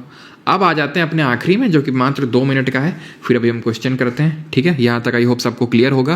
मैं फिर से रिपीट कर देता हूँ कि हमने फिजिकल वेदरिंग में क्या क्या पढ़ा, ठीक है, या फिर हमने वेदरिंग में क्या पढ़ा। वेदरिंग में हमने पढ़ी 3 चीज़ें, केमिकल, फिजिकल, बायोलॉजिकल। केमिकल में हमने क्या क्या पढ़ा? हमने पढ़ा solution, hydration, carbonation, oxidation, reduction, ये पढ़ा हमने, ठीक। देन हमने फिजिकल वेदरिंग में क्या क्या पढ़ा सर? फिजिकल वेदरिंग में हमने पढ़ा sir max difference, please repeat exfoliation, please exfoliation तुमको समझ नहीं है, सब कुछ खत्म कर दिया, एक्सफोलिएशन इतनी बार बताया यार। एक्सफोलिएशन तो सबसे आसान था। एक्सफोलिएशन का मतलब है जो ऊपरी सरफेस होती है, ठीक है, रॉक की, उसमें जब बहुत ज़्यादा कुछ भी होगा, टेम्परेचर चेंजेस होंगे, ठीक है। टेम्परेचर चेंजेस का मतलब है कि बहुत ज़्यादा टेम्परेचर हुआ, ठीक है, फैलेगी, ठीक है। रात के टाइम पे टेम्परेचर कम हो जाएगा, सिकुड़ेगी, तो इसकी वजह से ये जो ऊपरी लेयर है ये टूट जाएगी, ठीक है। जब टूट के ये निकल जाएगी, टूट के निकल जाएगी, तो एकदम ऐसा लगेगा कि ऊपर की परत निकल गई, ऊपर की पूरी परत निकल गई, उसी को एक्सफोलिएशन बोलते हैं। या हाइड्रेशन जो एक तरह का केमिकल वेदरिंग उससे भी हो सकती है, और बाकी जो फिजिकल वेदरिंग होती हैं उससे भी हो सकती है, ठीक।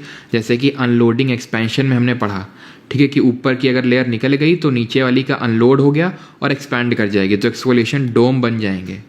टेम्परेचर जब चेंज हुआ और एक्सपेंशन हुआ तो भी एक्सफोलिएशन होगा। और यहाँ पर टॉर देखने को मिलता है, टॉर ग्रेनाइट जैसी रॉक में देखने को मिलता है, जो स्मूथ ऐसे रॉक बोल्डर्स होते हैं उनको टॉर बोलते हैं। फ्रीजिंग, थॉइंग, फ्रॉस्ट वेजिंग, यहाँ एक्सफोलिएशन नहीं था, ये जहाँ बहुत ग्लेशियल एरियाज है वहाँ पर देखने को मिलता है, जमा पिघला, वो फटीग हो गया, डिसइंटीग्रेट हो गया। सॉल्ट वेदरिंग, जो कि salt crystallization is most effective salt weathering process, ठीक। बायोलॉजिकल कुछ नहीं यार, जीव जंतु या पेड़ पौधे, जैसे कि पेड़ पौधे हैं, ठीक है, जैसे पेड़ पौधे हैं, चट्टान है, ठीक है, पेड़ इसके अंदर ग्रो कर गया, ठीक है, जो जड़ें हैं वो अपनी जगह बनाएंगी, और जगह बनाएंगी तो रॉक को डिसइंटीग्रेट कर देंगी, तोड़ देंगी, ठीक। चूहे वगैरह होते हैं, चूहे, केचुए, ये सब क्या करते हैं, अंदर जाते हैं, अपना जगह बनाते हैं, धीरे धीरे धीरे। अब ऐसे नहीं कि सर केचुए और चूहे तोड़ देंगे क्या चट्टान को, बिल्कुल तोड़ देंगे।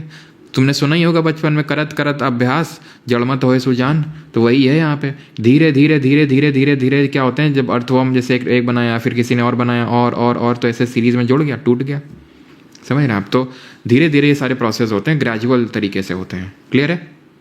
Plant root exert a tremendous pressure on the earth materials mechanically breaking them apart. Plant root भी तोड़ सकती हैं, या फिर ये सब तोड़ देते हैं, क्योंकि ये सब जीव जंतु हैं, तो बायोलॉजिकल वेदरिंग इसको बोलते हैं। बस खत्म हो गया बायोलॉजिकल वेदरिंग, ठीक, क्लियर है यहाँ तक, सभी को। अब यहाँ पर वेदरिंग के सिग्निफिकेंस लिखे हुए हैं, तो सिग्निफिकेंस ये है कि यार एक्सफोलिएशन डोम बन सकते हैं, टॉर बन सकता है, ये हम पढ़ चुके हैं।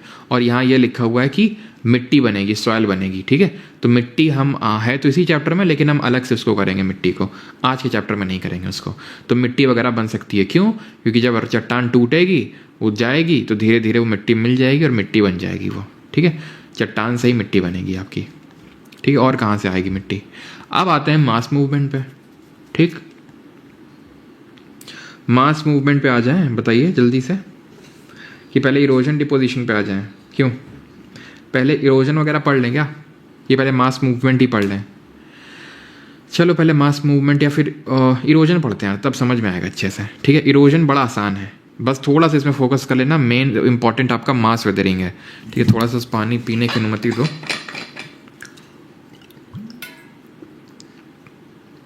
इस बार भी CDS में और NDA में दोनों में सवाल बना है इस टॉपिक से, मतलब हर चैप्टर जो अभी तक पढ़ गए हैं सबसे सवाल बना है।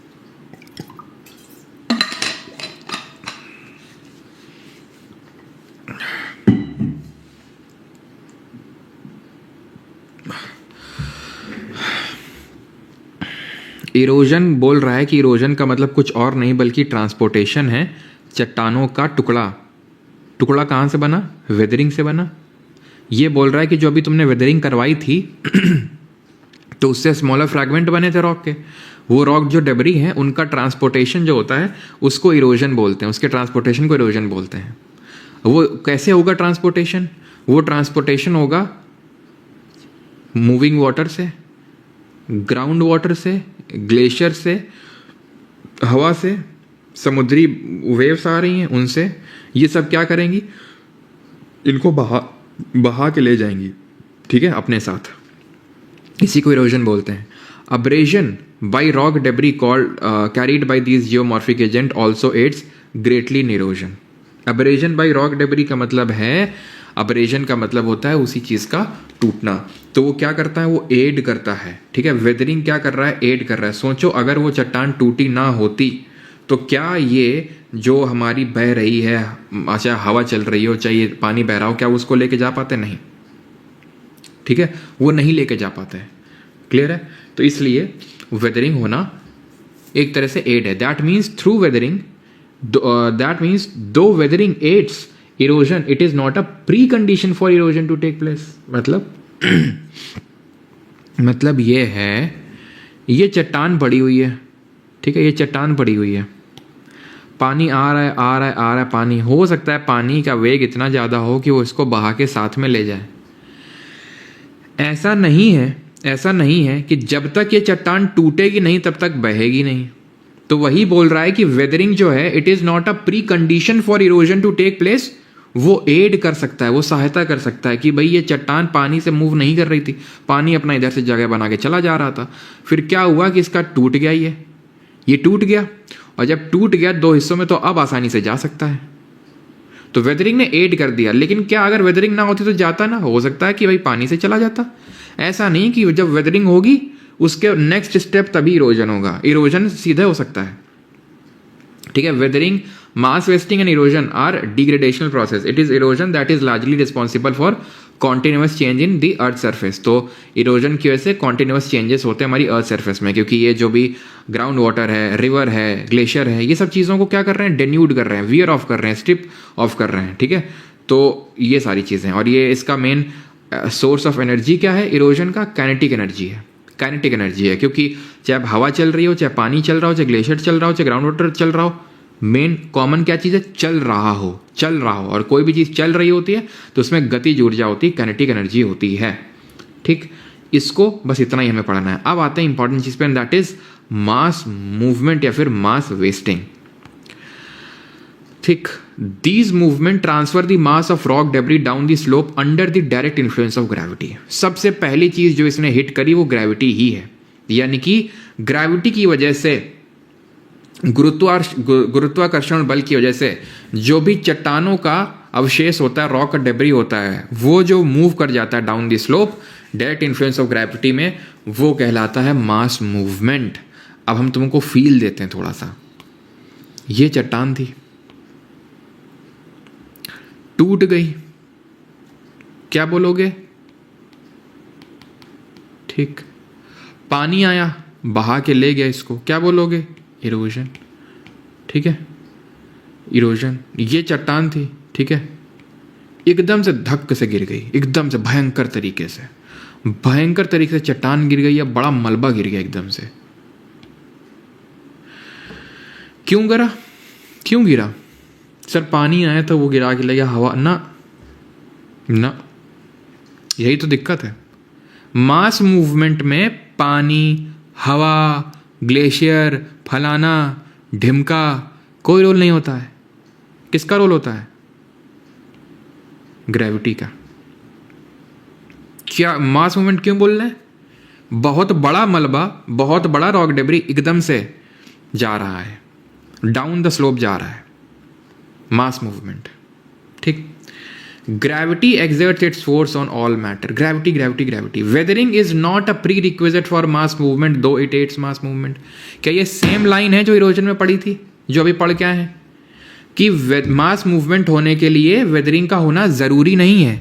ऐसा नहीं है कि जब तक वेदरिंग नहीं होगी तब तक मास मूवमेंट नहीं होगा। वेदरिंग एड कर सकता है मास मूवमेंट को, कि भाई चट्टान पड़ी थी, यहाँ पे चट्टान पड़ी थी, वेदरिंग होकर ढीली हो गई, डिसइंटीग्रेट हो गई, गिर गई। क्यों गिर गई? क्योंकि वेदरिंग हुई इसलिए गिर गई? नहीं, क्योंकि ग्रेविटी थी। तो अगर ग्रेविटी तो पहले कहीं नहीं गिर रही थी, पहले क्योंकि ढीली नहीं थी, तो घुमा फिरा के वेदरिंग नहीं तो करवाया? नहीं भाई, वेदरिंग ने सिर्फ एड किया है, सहायता करी। हो सकता है कि कल को धीरे अपने आप गिर जाती। तो weathering is not a prerequisite, is not a precondition for mass movement to take place. रट लेना इस लाइन को, फॉर श्योर आएगी, पक्का आएगी, पक्का। ये प्री रिक्विजिट नहीं होती है, यानी ऐसा नहीं कि जब तक वेदरिंग नहीं होगी तब तक मास मूवमेंट नहीं होगा। वो एड कर सकता है, वो सहायता कर सकता है मास मूवमेंट ने। जैसे हमने इरोजन में देखा था कि वेदरिंग इरोजन के लिए भी कोई प्री रिक्विजिट नहीं है, बस वो एड कर सकता है। ठीक है। Mass movement do not come under erosion. Erosion के अंदर क्यों नहीं आते हैं? अब इरोजन और मास मूवमेंट में क्या अंतर है? इरोजन में geomorphic agent, wind, water, glacier, ground water, ये सब का इन्वॉल्वमेंट था, काइनेटिक एनर्जी का इन्वॉल्वमेंट था। वो लोग आ रहे थे, बहा के ले जा रहे थे, डोली में उठा के ले जा रहे थे। मास मूवमेंट क्या है? ये क्या बोलते हैं? आओ नीचे की सैर करवा के लाते हैं तुमको, आओ नीचे की सैर करवा के लाते हैं। किसके बलबूते बोलते हैं? ग्रेविटी के। ये किसके बलबूते उठा के ले जा रहे थे डोली में? काइनेटिक एनर्जी के बलबूते। समझ में आई बात? मास मूवमेंट और इरोजन में तो ये सेम नहीं है। ये इरोजन के अंडर मत डाल देना, वो बोल रहा है, नहीं बहुत मार खाओगे। ठीक है। Several activating cause and preceded mass movement. क्या ये इसके कॉजेज होते हैं जिसकी वजह से मतलब मास मूवमेंट होने से पहले सपोर्ट हट गया नीचे से? ठीक है, जैसे चट्टान है, ठीक है, सपोर्ट हट गया नीचे से। जैसे कि मान लो पेड़ लगा हुआ था, ठीक है, पेड़ लगा हुआ था, बांध के रखा हुआ था जड़ों ने। तुमने देखा वो गमले में, तुम हैं गमले से अगर कभी पेड़ को निकालो तो ऐसा पूरी की पूरी मिट्टी साथ में निकल आती है। क्यों? क्योंकि वो जड़ें पकड़ के रखते हैं एकदम। अब मान लो तुमने उस पेड़ को काट दिया, जड़ें नहीं रही, जड़ों का सपोर्ट टूट गया, तो जो सपोर्ट मिल रहा था नीचे से वो हट गया। हो जाएगा मास मूवमेंट। लैंडस्लाइड वगैरह सब क्या है? मास मूवमेंट में ही आएंगे। लैंडस्लाइड हो गया, अर्थ फ्लो हो गया, मड फ्लो हो गया, क्रीप हो गया, सॉलिडिफिकेशन हो गया, सब पढ़ेंगे अभी। ठीक है। इंक्रीज इन ग्रेडियंट, बहुत ज़्यादा एकदम से स्लोप में इंक्रीज आ गया, ढलान जब इंक्रीज होगी तो ग्रेविटी इंक्रीज होगी। सिंपल सी बात है। तुम यहाँ बैठे हुए आराम से, एकदम से हम ऐसा कर दें, गिर जाओगे तुम, क्योंकि ढलान इंक्रीज होगी। Overloading through addition of materials naturally और बाई आर्टिफिशियल फिलिंग।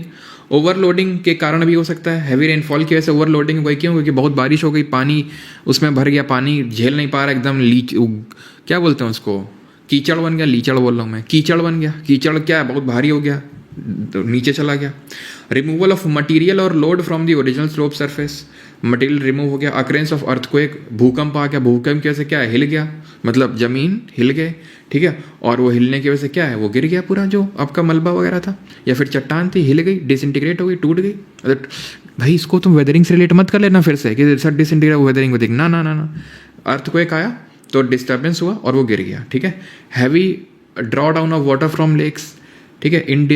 जो indiscriminate removal of natural vegetation, जो बता रहा था, पेड़ वेड़ हटा दोगे, रॉक मतलब जो रूट्स हैं उनकी पकड़ हट जाएगी, बस तभी तो होती लैंडस्लाइड, ठीक है। क्लियर है सर? 6 बजे इंग्लिश PYQ भी है, 6 बजे है ना, तो 6 बजे तो हम छोड़ देंगे, तुम चिंता मत करो। Heave, having up of soil, हम पहले ही बता चुके। हीव का मतलब क्या? पानी पढ़ पढ़ के फूल जाना, उसको हीव बोलते हैं, एकदम मोटा है। Heaving up of soil due to frost growth and other causes. Flow and slide are the 3 form of movement, ठीक है। यानी कि हीव, फ्लो, स्लाइड 3 तरह के मूवमेंट होते हैं। फूल गया, फ्लो कर रहा है, धीरे धीरे स्लाइड कर रहा है। इसके बेसिस पे अब आराम से, ध्यान से, एकदम ध्यान से, अब बस ये हमारा आखिरी पॉइंट है और इसके बाद खत्म है सब कुछ। और डाउट आएगा तुम्हारा, हम बताएंगे नहीं, ठीक है। तो ध्यान से, मास मूवमेंट 2 तरह के होते हैं। मलबा या तो धीरे धीरे गिर सकता है या तेजी से गिर सकता है या बहुत तेजी से गिर सकता है। धीरे से गिर सकता है, तेजी से गिर सकता है या बहुत तेजी से गिर सकता है। धीरे धीरे जब गिरता है तो क्रीप बोलते हैं, रेंग रहा है। Movement of material is extremely slow, ठीक। अब उसी में वो जो क्रीप हो रहा था, धीरे धीरे धीरे धीरे धीरे धीरे चल रहा, तुमने कभी देखा होगा टेलीफोन का पोल है, खंबा वंबा, तुम्हें पता नहीं चलता है, धीरे धीरे टेढ़े हो जाते हैं। तुम देख रहे हो यार, जब मैं स्कूल जाया करते थे, कक्षा 9 में थे, तो ये तो सीधा हुआ करता था, आज ऐसा हो गया। कलयुग है, समय समय की बात, समय समय की बात नहीं बेटा, क्रीप की बात है, क्रीप की बात है। क्योंकि वो जो सॉइल है ना, ऊपर वाली जो सॉइल है, ऊपर की लेयर जो सॉइल है, वो धीरे धीरे धीरे धीरे धीरे धीरे धीरे धीरे धीरे क्रीप हो रही है।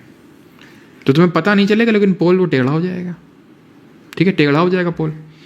अगर क्रीप में धीरे धीरे जो हो रहा है, पानी मिला दो, थोड़ा पानी मिला दो, लुब्रिकेट कर दो उसको वाटर के साथ, सॉलिफ्लेक्शन हो जाएगा। ये भी धीरा ही है, अभी धीरे वाले पढ़ रहे हैं सब हम, तेज वाले में नहीं आए। तो रेंग रहा है, और अगर उसको लुब्रिकेट कर दो तुम पानी के साथ, ठीक है, तो सॉलिफ्लेक्शन हो जाएगा। ये तुमको देखने को मिलेगा मॉइस्ट टेम्परेट एरिया में, डीपली फ्रोजन ग्राउंड होगा जहां पर। क्यों? क्योंकि नीचे जो है फ्रोजन है वो, ठीक है, फ्रोजन है। फ्रोजन मतलब जमी हुई है, जैसे ही पिघलेगी क्या हो जाएगा? लुब्रिकेशन विद वाटर हो जाएगा। तो तुमसे अगर पूछ ले सॉलिफ्लेक्शन कहाँ देखने को मिलेगा, तुम क्या बोलोगे? जहां बर्फ जमी है, बर्फ जमी है ऐसे रीजन को बोलते हैं परमाफ्रॉस्ट। परमाफ्रॉस्ट रीजन में देखने को मिलेगी। समझ में आई बात? ठीक। रैपिड में आ जाओ, रैपिड मूवमेंट में आ जाओ। धीमे में तो देख लिए, स्लो में 2 तरह का तो हमने पढ़ा, एक तो क्रीप और सॉलिफ्लेक्शन। रैपिड मूवमेंट आपको देखने को मिलेंगे ह्यूमिड क्लाइमेटिक रीजन्स में। सीधा उठाएगा, दिमाग की बत्ती गुल हो जाएगी पेपर में कि क्या था, ह्यूमिड था कि ड्राई था, समझ नहीं आ रहा है। फिर ठीक है, वहाँ पे लॉजिक नहीं लगेगा फिर कि रैपिड, अच्छा तेज हो रहा है तो मतलब सूखा होगा तो गीला होगा, सूखा गीला करते रहोगे वहाँ पे, रट्टा मार लो सीधा। ह्यूमिड क्लाइमेटिक रीजन्स, ठीक। क्लियर है? यहां तक क्लियर है सभी को? ठीक। Movement of water saturated clayey और silty earth materials down low angle terraces or hill slide is known as earth flow. अब ध्यान समझना, मैं रैपिड में अगर बात करूंगा तो एक तो अर्थ फ्लो होगा, ठीक है, एक मड फ्लो आएगा और एक डेब्री अवलांच आएगा। 3 चीजें हमें पढ़नी है। तो movement of water saturated clayey और silty earth material down low angle, ये कुछ सॉलिफ्लेक्शन की तरह है, जहां पर जो भी हमारा मास है उसमें पानी पड़ गया। अंतर उससे ऐसा है कि वहां पर कम ग्रेडियंट था तो धीरे धीरे मूवमेंट हो रहा था, ठीक है, और ओवरलाइंग कैसा था, वहां पर परमाफ्रॉस्ट रीजन था। यहां पर कैसा है, यहां पर बहुत ज्यादा ह्यूमिड है, ह्यूमिड में जगहों में बहुत ज़्यादा बारिश होती है। तो ऐसा नहीं कि धीरे धीरे जब पानी घुलेगा तो धीरे धीरे मूवमेंट होगा। यहाँ बहुत ज़्यादा पानी घुल जाता है और बहुत ज़्यादा ग्रेडियंट होता है, तो उसकी वजह से जो फ्लो होता है उसको बोलते हैं अर्थ फ्लो। ठीक, क्लियर है चीज़? और जहाँ पर, ठीक है, अनदर जो इसमें आता है टाइप, वो है मड फ्लो, जहाँ पर वेजिटेशन का कवर वो होगा, ठीक है, जहाँ पर वेजिटेशन देखने को नहीं मिलेगा, ठीक है, जहां पर वेजिटेशन देखने को नहीं मिलेगा वहां पर होता है मड फ्लो। वेजिटेशन कवर का मतलब होता है कि पेड़ पौधे ये सारे कुछ नहीं है, ऐसे खाली पड़ी हुई है ज़मीन, थोड़ी बहुत घास लगी हुई है, बहुत थोड़ी बहुत स्पार्स वो भी, ठीक है। तो जब भी ऐसा क्या होगा कि जब भी बहुत बारिश होगी, एक हैवी शावर आएगा, हैवी रेनफॉल आएगा, तो मोटी मोटी जो लेयर हैं सैचुरेट हो जाएंगी पानी के साथ और एकदम से बह जाएंगी, उसको बोलेंगे मड फ्लो। कीवर्ड क्या है यहाँ पे? कीवर्ड है absence of vegetation cover. Keyword है absence of vegetation cover. Keyword ध्यान रखना, कीवर्ड पूछेगा, ये सबसे ज़्यादा इंपॉर्टेंट है।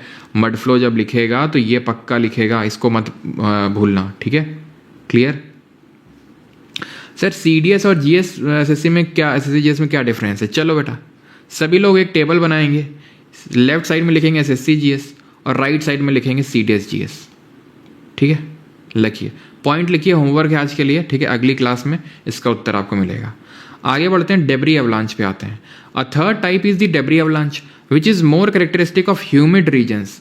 डेब्री अवलांच भी आपको ह्यूमिड रीजन्स में देखने को मिलेगा, विद और विदाउट वेजिटेशन।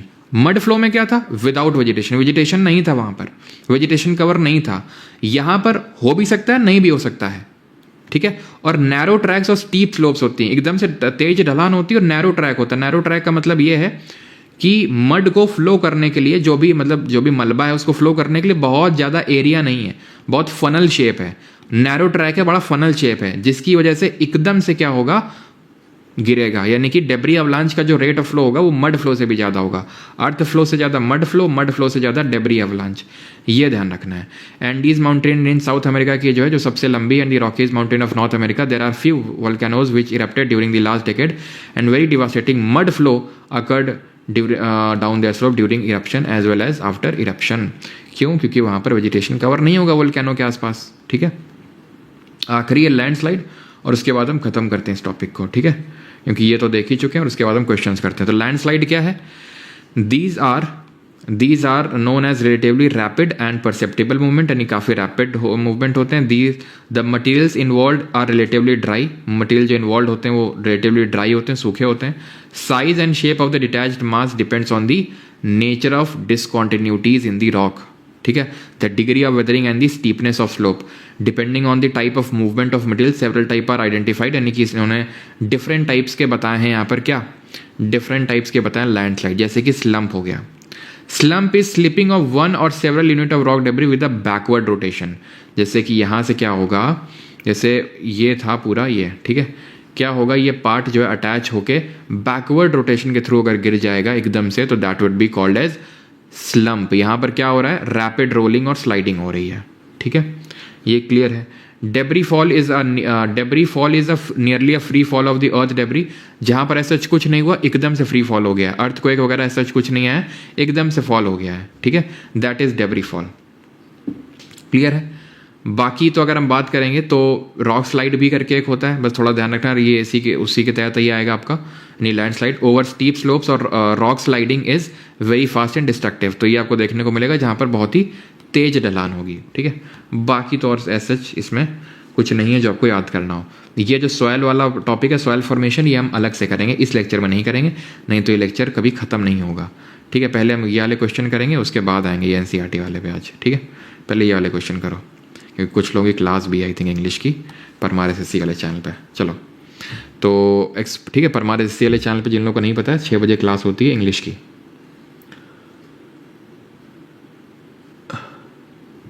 चलो, तो exfoliation in rocks can occur due two forces induced by. तो एक्सफोलिएशन किस वजह से होता है, जल्दी से बताओ क्या हो गया इसमें। चलो, तो एक्सफोलिएशन यार हमने पढ़ा था, केमिकल वेदरिंग में सिर्फ एक ही चीज़ थी, हाइड्रेशन, ठीक है। ये क्लास 11th की है, मोदी जी चाय वाला जी, ठीक है, क्लास 11th की है। चलो, तो एक्सफोलिएशन किस में दिख रहा था, केमिकल वेदरिंग में, और कार्बोनेशन तो नहीं था, ऑक्सीडेशन तो नहीं था, हाइड्रेशन में दिख रहा था, और फिजिकल वेदरिंग में टेम्परेचर चेंज में दिख रहा था, फिजिकल वेदरिंग में टेम्परेचर चेंज में दिख रहा था। Option C 3 only. Clear? Clear है, option number C 3 only. Weathering, mass wasting, erosion and transportation are indicators of which of the following processes. Weathering हो रही है, मास वेस्टिंग, इरोजन, ये सब क्या है ये? हैं? कौन हो तुम? पहले ये क्वेश्चन बोलते थे, अब हम इनसे बोलते तू कौन है भाई, ठीक है, तो डेन्यूडेशन में आ जाएगा ये। डायस्ट्रोफिज्म क्या होता है? ओरो एपीरो, हाँ, ओरो एपीरो अर्थक्वेक और प्लेट टेक्टोनिक्स, ठीक है, यानी कि एंडोजेनिक प्रोसेस होते हैं ये क्या होते हैं? एक्सोजेनिक प्रोसेस होते हैं। ये तो हो गया है। ये वाला करो, विच of the following is not an example of chemical weathering का इसमें एग्जांपल कौन नहीं है? देख रहे हो कितने आसान आसान से क्वेश्चन है हमारे लिए भी है। और इस बार जो आए थे एनडीए सीडीएस में, इस बार के उसमें भी वो वाले भी करेंगे अभी। विच of the following is not an example of chemical weathering का इसमें से कौन सा उदाहरण नहीं है sir? Acid action, hydrolysis, salt crystal growth, oxidation. Salt crystal growth ये फिजिकल वेदरिंग का एक टाइप था। सॉल्ट क्रिस्टलाइजेशन सबसे बड़ा टाइप ऑफ वो था, हमने पढ़ा था सॉल्ट क्रिस्टल ग्रोथ, है ना, सॉल्ट वेदरिंग में। तो फिजिकल होता ही है, केमिकल नहीं होता है। Solifluction is a geomorphic process involving a special type of soil flow that is noticed in. तो सॉलिफ्लक्शन क्या होता है? तो हमने पढ़ा था क्या, याद करो, एक दिन था हमने पढ़ा था उसमें कि जो मास मूवमेंट होते हैं वो दो तरह के होते हैं। वो दो तरह कौन से होते हैं? एक होता है स्लो, एक होता है रैपिड, ठीक है, स्लो और रैपिड। स्लो होता है धीरे धीरे, रैपिड होता है तेजी तेजी से। स्लो दो तरह का होता है, क्रीप और दूसरा सॉलिफ्लक्शन। सॉलिफ्लक्शन तब होता है जब पानी पड़ जाए, है ना, हाइड्रेटेड विद वाटर हो जाए परमा फ्रॉस्ट रीजन में, अंडरलाइंग फ्रोजन लेयर, ठीक है। और रैपिड में क्या पड़ा था? रैपिड में था अर्थ फ्लो, वेजिटेशन कवर की कमी है तो मड फ्लो, और विद और without debris cover debris avalanche, ठीक है, एवलांच, डेब्री एवलांच।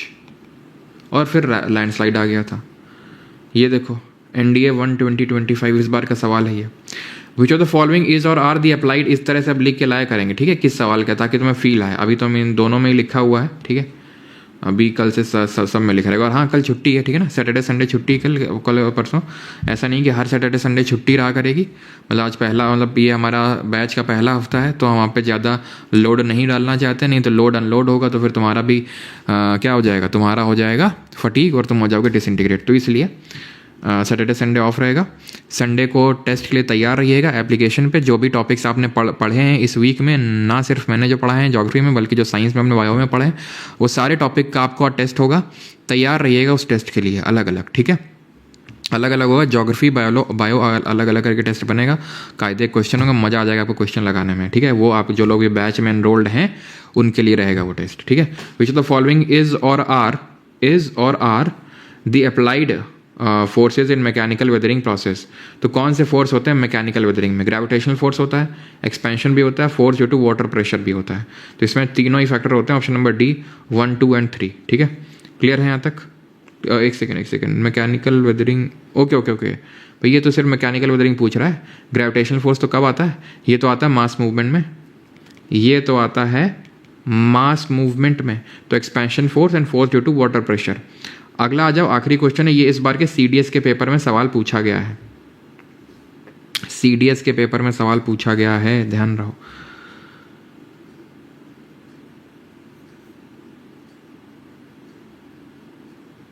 सर आप कंसिस्टेंट रहते हो अपना काम को लेकर, व्हाट इज़ योर मोटिवेशन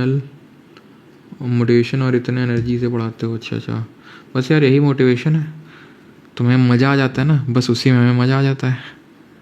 तो सॉल्ट क्रिस्टलाइजेशन, और भाई कोई बुरा नहीं माना करेगा बात का, जैसे कि अभी किसी ने पूछा था सर क्या अंतर होता है सीडीएस और उसमें, सेम सर अब खुद सोचा मैं पढ़ा रहा हूँ टॉपिक, अब मैं आपको एसएससी और सीडीएस में अंतर बताने लग जाऊँगा, हैं? तो फिर तो यही हुआ कि जो लोग पढ़ रहे हैं सीरियस उनके साथ मैंने मजाक कर दिया। क्यों? तो ये सारे जो डाउट होते हैं क्लास के अंत में पूछा करो, आंसर देंगे लेकिन अंत में।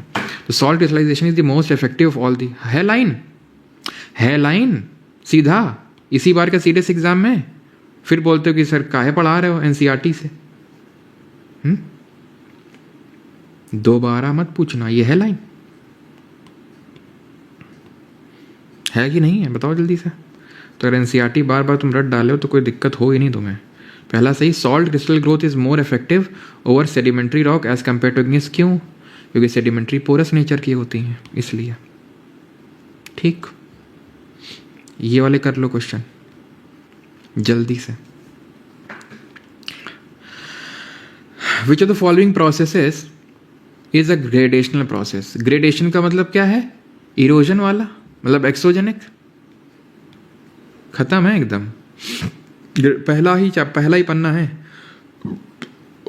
पहला ही पन्ना है, ठीक है, पहला ही पन्ना एकदम। विच of the following materials is affected by hydration process? Hydration process है।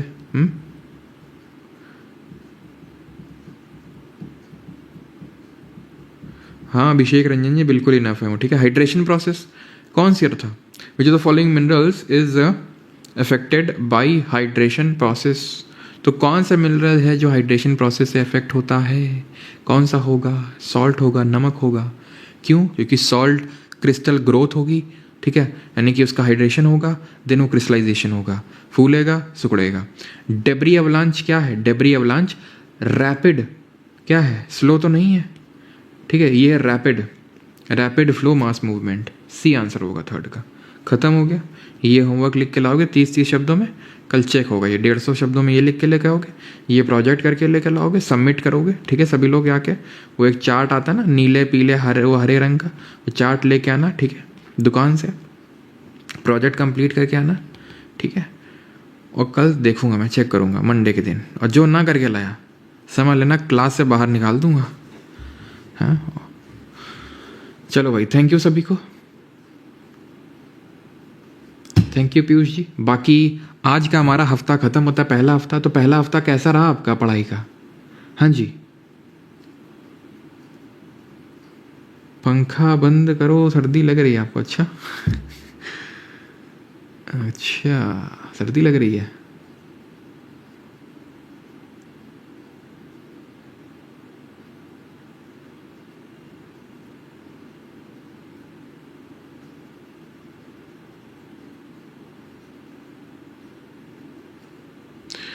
बाकी परमार ऑफिसर्स चैनल को ज्वाइन कर लेंगे, टेलीग्राम लिंक डिस्क्रिप्शन में, जिन लोगों ने नहीं ज्वाइन किया है।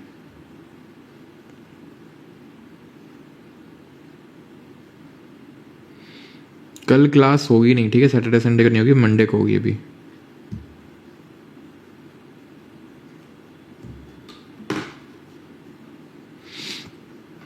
प्रियांशु जी, डिफरेंस ये होता है कि एसएससी की जीके में स्टैटिक वाला पार्ट आता है, इसमें नहीं आता है सीडीएस में। सीडीएस में थोड़ा सा डेप्थ में चीज़ें पूछता है, बस यही अंतर होता है, और तो ज़्यादा कुछ अंतर नहीं होता है।